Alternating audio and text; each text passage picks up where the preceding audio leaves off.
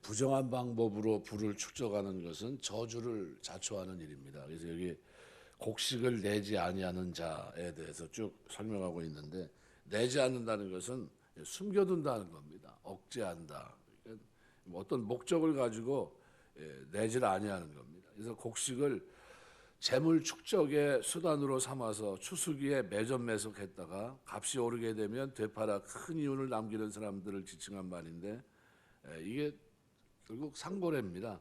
그러니까 돈을 주고 사려 해도 곡식을 내지 않는 이유는 자기가 생각한 최고가가 아직 이르지 않았기 때문입니다. 이런 행위는 오늘 우리 일상에서 볼 수 있는 행위입니다. 그래서 매점 매석으로 수많은 사람들이 곤란을 겪기도 하는데, 솔로몬은 이러한 행위를 하는 사람들에 대해서 하나님의 저주를 선포합니다. 물론 이러한 상업행위 자체가 잘못됐다 얘기하면 안 됩니다. 왜냐하면 모든 상거래가 이러한 원리에 근거하고 있기 때문입니다. 공급이 많을 때는 가격이 내려가고 수요가 많을 때는 가격이 올라가는 수요 공급의 법칙에 따라서 많은 이윤을 남기려면 가격이 쌀 때 사서 비쌀 때 파는 게 상식입니다. 근데 솔로몬이 이 얘기를 한 이유고 왜 저주까지 얘기하면서 분노하고 있냐 하면, 이유는 한 가지입니다. 그냥 모든 사람에게 있어서 생필품은 필수품입니다. 그러니까 아주 중요하죠. 이 곡식은 단지 그들의 이 곡식을 돈벌이 수단으로만 여기고 다른 사람들이 어찌 됐든 상관없이 자기의 목적, 배만 불리려고 하는 이 사악한 이기심, 이 탐욕, 여기에 사로잡힌 사람들에 대해서 저주하고 있는 겁니다. 그건 올바르지 못하다. 그래서 많은 곡식을 소유하고 있음에도 불구하고 이윤이 얼마 남지 않는다는 이유로 굶어 죽어가는 사람들을 바라만 보고 그냥 가만히 보고만 있다면 그것은 아주 패역한 심성으로 본 겁니다. 패역한 심성. 그러니까 하나님 앞에서 결코 용서받지 못할, 하나님이 용서하지 않는 이런 죄라고 하는 것을 말하고 있는 겁니다. 그러니까 잘못된 방법으로 재산을 불리고 돈을 모아오는 사람들이 간혹 있습니다. 단지 쌀을 매점매석하거나 생필품을 독점하고 큰 이익을 불리는 것보다도 악랄하고 패역한 방법으로 돈을 모으는 사람들이 세상에는 많습니다. 그러니까 우리가 성도들 중에도 그러면 안 되는 줄 알면서도 법망을 피해서 이기적인 탐욕을 충족시키는 일을 자행할 수도 있습니다. 그런데 이것은 결코 하나님 백성에게 맞는 행위가 아니다. 그러니까 하나님의 뜻과 성품에 위배되는 일들이고, 다른 사람이 어찌 됐든 상관없이 자신의 배만 불리는 이런 아주 잘못된 이 행태는 피해야 된다. 그래서 우리가 여기 파는 자가 나옵니다. 그죠? 26절에 보면 곡식을 내놓지 않은 자는 백성에게 저주를 받을 것이나, 파는 자는, 곡식을 파는 그 사람은 조금 부드러운 사람이죠. 그죠? 그러니까 하나님 보실 때 열린 마음 가지고 동정하면서 구제하는 마음을 가지고, 내가 뭐 돈이 목적이 아니다, 사람이 살아야 될 거 아니냐 하는 그런 마음을 가지고 파는 걸 얘기합니다. 바로 이 파는 자 샤바르라는 원형이 뭐냐면 자기가 가지고 있는 거를 산산조각 낸다, 깨트린다 이런 뜻입니다. 그러니까 자기 곡식 창고를 열고서 곡식 자루를 허는 것을 강조할 때 쓰이는 단어입니다. 이 단어가 요셉이 자기의 창고를 열어서 곡식을 파는 그런 상황에서 썼던 단어입니다. 창세기 41장 56절이나 42장 6절. 그러니까 곡식을 팔 때 요셉이 어떻게 팔았다는 겁니까? 매점매석하지 않았다는 거예요. 그냥 왔을 때 비싸게 팔지 않았다는 겁니다. 그러면 어떻게 해요? 그 생명 값이기 때문에 적당한 가격이 거래됐다는 겁니다. 애굽에서. 그러니까 요셉이라고 하는 사람이 근동에서 쌀을 사러 왔는데 우리가 볼 때는 기근이잖아요, 전체가. 근데 그 생명값이잖아요, 생명. 근데 그러면 얼마든지 비싸게 할 수 있는데 그렇게 하지 않았다는 거예요. 그거를 우리가 이 단어를 통해서 이해할 수 있는 겁니다. 그러니까 왜 하나님이 이 요셉을 쓰셨을까 만일 얘기한다면, 그는 그 필요를, 사람의 진짜 필요, 하나님의 뜻을 그대로 어떤 정책에 반영을 시킨 사람이다, 이렇게 볼 수 있는 겁니다. 그래서 위급한 상황에 적극적으로 대처하고 원활한 상거래를 시도한다는 의미가 그 속에 내포되어 있습니다. 이렇게 하면 하나님의 보상은 뭡니까? 복이 임한다는 거예요. 하나님이 그에게 복을 주신다. 그러니까 내가 복을 얘기하는 대로 복은 두 가지라고 했습니다. 그죠? 하나님 앞에서 율법을 지키면서 의를 행하면서 받는 복, 그죠? 또 하나 뭡니까? 가난한 자를 돌아보면서 하나님 주시는 복입니다. 그런데 이 두 번째 복이 우리가 살아가는 내내 우리에게 있어야 됩니다. 그러니까 성도가 의를 행하면 십계명 가지고 살아가면 사람들에게 어려움을 주는 이런 행위들은 어떻게 스스로 자제하게 되는 거죠. 자제하는 거. 이건 내가 기본적으로 하나님이 구원받은 백성으로서 내 삶에 맞지 않는 거다. 이거는 나를 통해 하나님이 영광을 받으셔야 하는데 이 행위는 올바르지 못하다. 이거는 내가 자제하고 절제해야 되겠다. 그리고 어떻게 해요? 파는 겁니다. 그거를 하나님이 기뻐하신다는 거죠. 그래서 그런 부분입니다. 그래서 26절은 곡식을 내놓지 아니하는 자는 백성에게 저주를 받지만 파는 자는 그의 머리에 복이 임합니다. 그러니까 긍휼히 여기고 가장 꼭 필요한 거니까 그거는 내가 그냥 이익을 염두에 두지 말고 그냥 저들의 필요를 채워줘야 되겠다. 그냥 원금 받고 그냥 넘기겠다는 심정으로 꼭 필요한 거는 그렇게 해야 되겠다는 거죠. 그런 분들에게 하나님 복을 주시겠다. 또 27절 보시면 선을 간절히 구하는 자는 은총을 얻으려니와 악을 더듬어 찾는 자에게는 악이 임한다. 이 토부라는 말은 말 그대로 여러 가지 뜻이 있습니다. 친절, 호의, 부유, 번성, 행복, 다양한 의미를 가지고 있는 좋은 단어입니다. 그래서 여기 선을 간절히 구한다. 이 선을 전체적으로 보면 이 잠언서에서 전체 내용을 보면 선이 뭘까요? 지혜 교훈에 순종하는 겁니다. 근데 오늘 본 짧은 단락에서 보면 좁게 보면 뭡니까? 이거는 구제와 자비를 실천하는 것, 베푸는 삶을 얘기합니다. 그러니까 친절과 호의를 베푸는 삶, 이게 선입니다. 우리가 살아가는 동안에 크게는 하나님의 지혜 교훈에 순종하는 것, 작게는 구제와 자비를 실천하면서 하나님의 의를 행하는 것. 그래서 선을 행하면서 선을 간절히 구하는 자, 샤르란 말은 일찍 일어난다는 뜻입니다. 날이 새다. 그래서 새벽이라는 의미로도 번역이 된 단어입니다. 그러니까 아침에 일찍 일어난 순간부터 열심히 찾는다는 뉘앙스가 그 속에 포함되어 있습니다. 선을 어떻게 해요? 간절히 찾는 자는 그 삶의 중심이 뭡니까? 아침서부터 능동분사형으로 되어 있습니다. 적극적인 의지를 가졌다는 거죠. 그러니까 적극적으로 선을 추구하는 의지의 결과가 은총이라는 겁니다. 그러니까 은총이란 말은 만족한다는 거예요. 마음에 든 아주 만족할 만한 이런 겁니다. 그러니까 선을 행하는 자에게는 즐거움과 기쁨이 있고 호의와 자비를 베푸고 나누는 자에게는 도리어 만족이 있다는 겁니다. 그걸 언제부터요? 아침서부터. 그건 뭡니까? 내 삶의 일상이라는 게 그게 늘 살아가면서 내가 그렇게 살아가는 겁니다. 그러니까 하나님의 선, 이 선을 간절히 구하는 자는 새벽마다 그죠? 아침 일찍 일어나면서 순간적으로 계속 능동적으로 적극적인 의지를 가지고 그렇게 사는 사람들에게는 뭐가 있다는 겁니까? 은총이 있다는 거예요. 은총이. 그래서 선을 간절히 구하는 자는 은총을 얻으려니와 악을 더듬어 찾는다. 따라시라는 거 더듬어 찾는다는 말은 찾아간다는 겁니다. 발로 밟는다. 부지런히 구한다. 조사한다. 찾는다. 이런 뜻입니다. 악한 길만 습관적으로 걸어 다닐 뿐만 아니라 악을 저지르기 위해서 지속적으로 노력하는 면모를 그대로 함축한 표현입니다. 그러니까 문맥상 이들은 어떤 사람일까요? 구제는 기피하고 자기 재산만을 모으려는 사람들, 또 적극적으로 인색할 뿐만 아니라 온갖 악행을 저질러서라도 자신의 창고를 채우려고 하는 사람들을 지칭한 겁니다. 더듬어 참는 사람들, 조금만 이게 나에게 뭐가 되면요, 이익이 된다 그러면 어떻게 해요? 그거는 그냥 행동으로 바로 옮기는 겁니다. 더듬어 찾는 거예요. 뭐 좀 돈 될 만한 게 없을까 해서 사람들은 관심이 없어요. 사랑 이런 거 관심 없어요. 하나님 영광 관심 없어요. 그냥 오로지 뭡니까?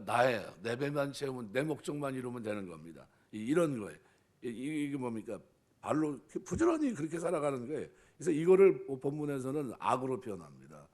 그래서 악을 더듬어 참는 자에게는 악이 많다. 이 악을 더듬어 참는 겁니다. 이 라으란 말은 깨트린다는 뜻입니다. 슬프게 된다, 악하게 된다. 그러니까 자기 자신만 생각하면서 구제할 줄 모르고 더 나가서 악행을 저질러서라도 자기 창고만 채우려고 하는 사람들은 그들에게 아무것도 남겨주지 못하도록 깨트려질 것이다. 슬픔과 비참하게 사로잡히게 될 것이다. 바로 이 얘기를 오늘 27절 말씀에서 하고 있는 겁니다. 그래서 악을 더듬어 찾는 자에게는 악이 말이라. 그러니까 결국은 그것이 자기에게 슬픔이 된다 하는 얘기를 전달해 주고 있습니다. 또 28절에서는 자기 재물을 의지하는 자는 패망하려니와 의인은 푸른 잎사귀 같아서 번성하리라.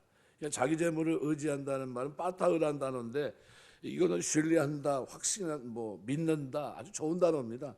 그런데 뭘 의지합니까? 하나님을 의지하는 건 참 좋은데 재물을 의지합니다. 그래서 본문에서는 재물에 대해서 전적인 신뢰를 나타내 그것을 재물을 신격화하는 걸 얘기합니다. 그래서 그렇게 자기 재물을 의지하는 자는 패망한다. 아주 내던져도 실패하게 된다는 거예요. 그래서 이 나팔이라고 하는 이 단어가 여러 경우 이런 경우에 많이 쓰입니다. 그러니까 사람이 전사할 경우, 다른 사람의 손에 빠지는 경우, 대적의 손에 의해서 죽는 경우, 또 상해나 죽음, 멸망을 의미할 때 주로 쓰는 단어가 이 나팔이라는 단어예요. 패망하려니와 거기에다가 인칭대명사 후가 들어가 있습니다. 무슨 얘기냐면 자기 재물을 의지하는 자는 패망하리라. 그냥 아무 의미 없이 이렇게만 해도 의사소통이 되거든요. 그런데 여기 인칭대명사 재물에 대해서 어떻게 해요? 패망한다는 것에 대해서 인칭대명사를 쓰고 있어요. 그럼 인칭대명사는 뭡니까? 인격체 하나의 신적인 그런 의미를 부여하고 있는 겁니다. 그러니까 물질을 신앙의 대상으로 삼는 사람은 하나님이 아니라 물질을 신앙의 대상으로 삼는다면 반드시 패망할 것이다. 이것을 강조한 겁니다. 그러니까 신약성경에 보면 돈과 하나님을 재물과 하나님을 겸하여 섬길 수 없느니라. 재물을 뭐로 보고 있습니까? 하나의 신격체로 보고 있거든요. 그러니까 하나님을 섬기냐 아무리 재물을 섬기냐 이걸 보고 있거든요. 그러니까 한 사람이 두 주인을 섬길 수 없다 그랬거든요. 그러니까 그런 부분에서 하나의 인격체로, 그러니까 자기의 재물을 의지하는 자는 패망하려니와 완전히 망하게 될 것이다. 신뢰하듯이, 하나님 신뢰하듯이 그게 어디 위치해 있습니까?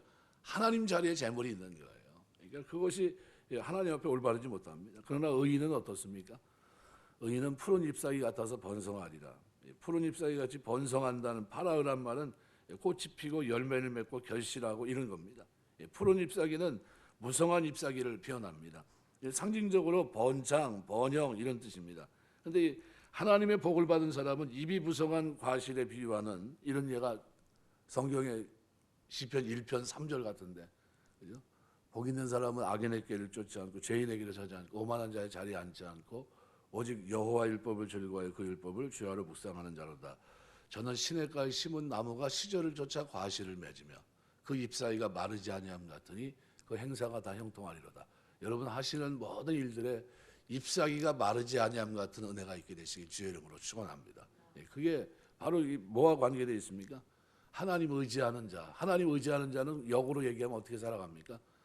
악을 행하지 않고 열린 마음을 가지고 하나님의 성품을 내 삶에 반영시키고, 그죠? 재물을 어떻게 해요? 모으는데 목적이 되지 않고 어떻게 해요? 하나님 백성답게 사는데 목적이 있습니다. 그래서 그들은 손을 팔 때 팝니까 안 팝니까? 팔아요. 이거는 생명줄이고 이거는 사람들에게 있어서 너무 필요한 건데 이거를 내가 막 매점매석하면서 사람들이 막 주고가는데 그러지 않는다는 거예요. 오히려 우리 말대로 우리 나라에 아주 좋은 저기가 있잖아요. 최씨 가문 좋은 전례가 있지 않습니까? 가나에 그냥 때마다 어떻게 해요? 창고를 열어서 그 기근 때 그 많은 사람들을 다 먹이고 그렇게 하니까 모르는 사람이 없고 존경하지 않는 사람이 없고 그거든요. 그런 삶을 그러니까 그 역사가 흐르면서도 계속해서 회자되잖아요. 그 집안이 참 좋은 집안이라고. 그런 선을 행하는 집안이라는 거예요. 그러니까 그 집안이, 그러니까 전체가 다 인정을 하는 그런 모습이 됩니다. 그래서 인생에서 우리가 의지할 분은 오직 누굽니까? 하나님밖에 없어요. 그래서 28절의 공동 번역은 이렇게 표현합니다. 돈이 많다고 우쭐대다가는 쓰러지지만 착하게 살면 나뭇잎처럼 피어난다. 아주 좋게 표현해 놓고 있어요. 착하게 살라는 거예요. 착하게 사는 게 뭡니까? 구제할 때 구제하는 거예요. 펴는 거. 하나님 성품이 반영되게 사는 거. 이런 겁니다. 그러니까 잎사귀는 가지에서 새롭게 돋는 잎을 의미하는 말로 어린 잎으로 가득하다는 것은 그만큼 나무가 젊고 싱싱하다. 그래서 솔로몬이 말하고자 하는 바는 우리가 무엇을 의지하며 살아갈 것인가, 이거와 연관되어 있는 겁니다. 우리가 하나님 의지하고 살면 우리가 이 땅에 사는 동안 참 의를 행하며 사는 넉넉한 모습이 됩니다. 시편 52편 7절 보면 이 사람은 하나님으로 자기 힘을 삼지 아니하고 오직 그 재물의 풍부함을 의지하며 제 악으로 스스로 든든케 하던 자라. 성경에 바로 이 부분을 분명히 지적하고 있습니다. 그러니까 자기 힘을 하나님으로 자기 힘을 삼는 자가 복이 있는데 그렇게 하지 않고 오직 그 재물의 풍부함을 의지하며 제 악으로 스스로 든든케 하던 자라. 하나님 없이도 사는 거예요. 자기 꾀로 산 겁니다. 자기 꾀로. 사람들은 어렵게 했지만 하나님 영광은 드러내지 못하고 살아갔던 겁니다. 디모데서 6장 17절 보면 내가 이 세대의 부한 자들을 벽하여 마음을 높이지 말고 정함이 없는 재물에 소망을 두지 말고 오직 우리에게 모든 것을 후히 주사 누리게 하시는 하나님께 두라 그랬어요. 우리가 신앙생활은 하나님께 두고 사는 겁니다. 하나님 의지하고 사는 것이고, 말씀 맺겠습니다. 오늘 본문에 기록한 대로 요셉이 왜 복을 받았을까? 왜 하나님 그를 왜 쓰셨을까? 그 마음에 하나님의 성품이 담겨져 있었습니다. 말 그대로 지금 그렇게 어렵게 감옥 생활도 많이 했지만 그런데도 불구하고 그의 그 면면 속에 나와 있는 이 넉넉한 인격은 하나님 뜻을 행하는데, 하나님을 준행하는 데 있어서 거침이 없었어요. 그래서 하나님이 그의 그 모든 생활을 보면 어떻게 해요? 늘 하나님이 동행하십니다. 함께 하시고 그에게 가는 길에. 왜요? 그 삶을 통해서 하나님의 넉넉함, 자애로움, 이런 모든 것들을, 긍휼, 이런 것들을 그대로 보여주기 때문입니다. 그래서 그런 부분들, 그래서 뭐가 복이냐? 파는 자는 그의 머리에 복이 임한다. 모든 일에 그가 하는 머리가 뭡니까? 계획하고 나가는 모든 일들을 말합니다. 그게 복이 있다는 거예요. 그러니까 초점이 어떻게 되는 거예요? 하나님 앞에서 하나님 영광을 위해서 그렇게 살면 하나님이 다 갚아주겠다는 겁니다. 선을 간절히 구하는 자는 은총을 얻지만 악을 더듬어 찾는 자에게는 악이 임한다. 자기 재물을 의지하는 자는 패망하지만 의인은 푸른 잎사귀 같아서 번성합니다. 우리가 하나님, 우리가 어떤 사람이 되기를 원하실까요? 푸른 잎사귀 같이 번성하기를 원하십니다. 하나님 주시는 복 속에서 살아가기를 원합니다. 그래서 우리가 하나님 의지하고 살 때 우리가 이런 축복이 있다 하는 사실을 기억하시고, 그 축복이 오늘 본문에 기록한 대로 파는 자는 그의 머리에 복이 임한다 그랬는데, 파는 그 복 속에서 하나님을 잘 섬기는 저 여러분 다 되시길 주의 이름으로 축원합니다. 기도하겠습니다.